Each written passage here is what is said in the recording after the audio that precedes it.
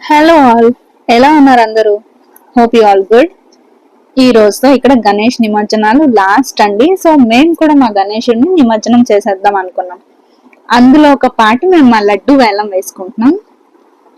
ఈ లడ్డు వేలం 500 రూపీస్తో స్టార్ట్ అయ్యి 5000 వరకు వెళ్ళింది.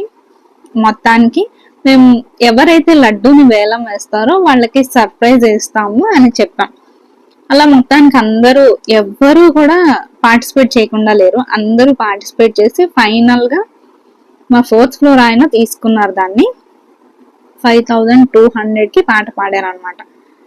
సో ఇంతకీ ఆ సర్ప్రైజ్ ఏంటంటే, ఫస్ట్ అపార్ట్మెంట్ లో ఫస్ట్ టైం లడ్డు ఎవరికి వచ్చింది అని మొత్తం అన్నిటికంటే పైన వాళ్ళ నేమ్ రాయిస్తామని.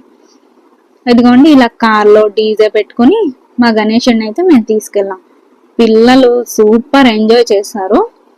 అండ్ మేము ఆ రోజు భోజనాలు కూడా పెట్టుకున్నాం. అది నాకు వీడియో తీయడానికి కుదరలేదు. అదేంటంటే ఒక్కో ఫ్లాట్ వాళ్ళు ఒక్కో ఐటమ్ అనేట్టుగా చేసి మాలో మేమే మొత్తం ప్రిపేర్ చేసుకుని పెట్టుకున్నాం.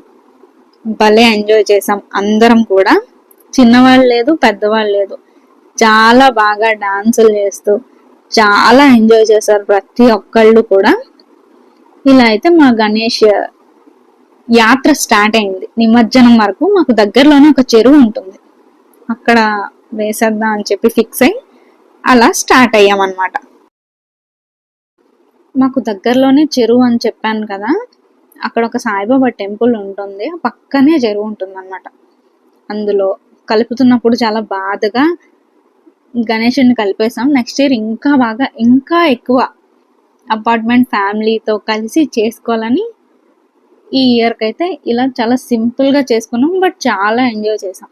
ఇలాంటప్పుడే కోఆర్డినేషన్ ఎంత ఉంది అనేది తెలుస్తుంది కదా. అలా అందరూ కలిసి అన్నిట్లో పార్టిసిపేట్ చేస్తూ చాలా బాగా మేమైతే సెలబ్రేట్ చేసుకున్నాం. హోప్ మీరందరూ కూడా చాలా బాగా ఎంజాయ్ చేశారు, బాగా సెలబ్రేట్ చేసుకున్నారు గణేష్ చతుర్థి అనుకుంటున్నాను. మేము నెక్స్ట్ ఇయర్ ఇంకా బాగా ఇంకా ఎక్కువ ఫ్యామిలీ మెంబర్స్తో చేసుకోవాలని అనుకుంటున్నాను. ఈ వ్లాగ్ ఇంతే. ఇతనే మా గణేష.